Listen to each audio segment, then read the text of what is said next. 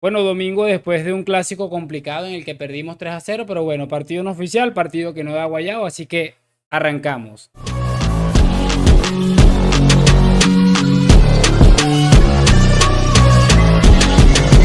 Full speed ahead.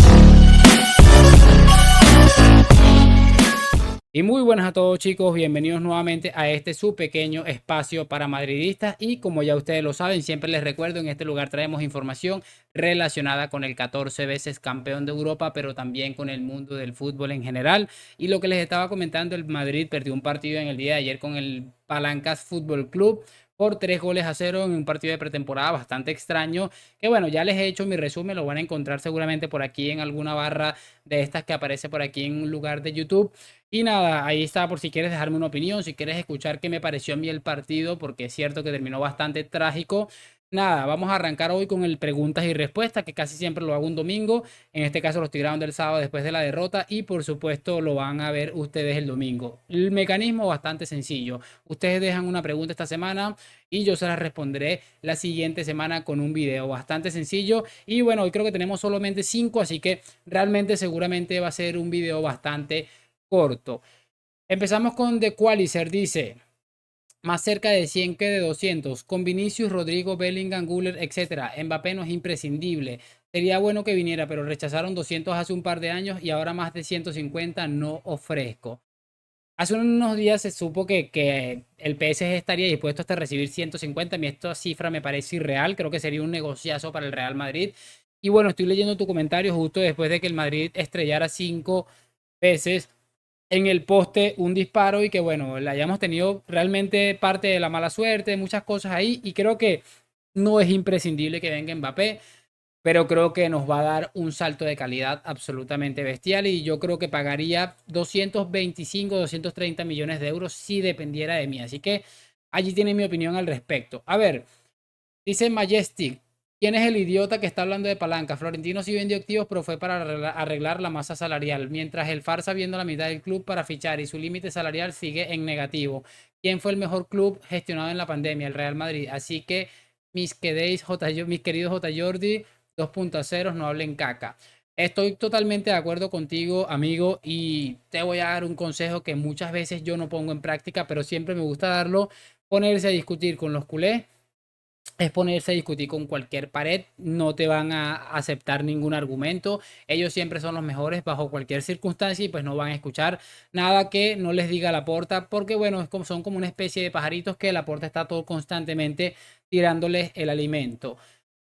Otra pregunta que dice, me sale una pregunta muy fácil: si el Barça es el único equipo que se ha negado a jugar no un partido, dos, que el anterior fue en la Copa frente al Atlético, pues tenían un partido de Champions poco después, donde estuvieron sin lesión alguna. La ida de la Copa perdieron 3-0 y no cumplieron la sanción impuesta. Ahora no tiene fiebre ninguno y han llevado 32 jugadores. Les entró cagalera por lo de Mbappé o porque habían pancartas contra la corrupción deportiva preparadas para echarlas, para exhibirlas al estadio. El próximo lo jugarán y conseguirán que no dejen entrar pancartas. No obstante, los días de gloria de la mafia culé toca a su fin. Amigos, mira, yo justo en mi otro canal voy a subir un video a la misma hora que suba este en este canal y es una de las cosas que he subido, he puesto allí, es a la porta hablando de que esto prácticamente es una conspiración para destruir al Barça y que aquí no ha habido absolutamente nada, que esto era que Negreira le guardaba el dinero al Barça para utilizarlo más adelante. Por eso te digo, el Barça a partir de este momento a mí es que me da exactamente igual, que hagan lo que quieran, yo siempre voy a decir una cosa por el resto de mis días. Ya se demostró que el Barça fue corrupto, que pagó al vicepresidente del Comité Técnico de Árbitros en un periodo en el que el saldo arbitral les favorecía de una manera descarada. Así que para mí mi victoria ya está realizada. Ya luego la UEFA y la gente está que hagan lo que quieran. Seguimos y cerramos con Francisco, que tiene dos. Dice, lo que pasa con la culerada es que están desesperados por encontrarle algo malo al mejor equipo de la historia y nunca habrá un equipo en Europa tan corrupto como el Barcelona. En eso estoy totalmente de acuerdo.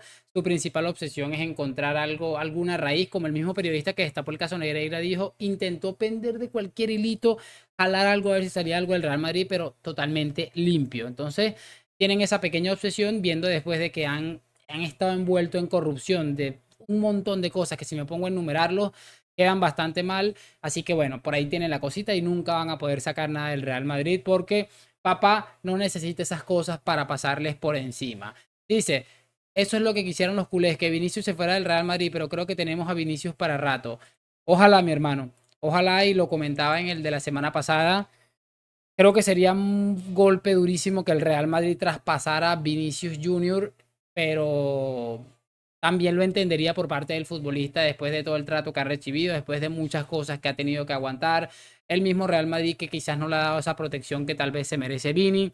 La verdad es un tema bastante complicado y por supuesto es algo con lo que los culés estarían encantados. Sin ir lejos, en mi otro canal de reacciones les puse un video donde veíamos a culés hablando de que si venía Mbappé, perdón, lo mejor para ellos sería que Vinicius ya no estuviera en el Real Madrid. Es que imagínate, esa delantera sería realmente peligrosa. Pero bueno, seguimos todavía soñando con Mbappé. Ya estamos a punto de entrar en el mes de agosto y aquí no ha pasado absolutamente nada.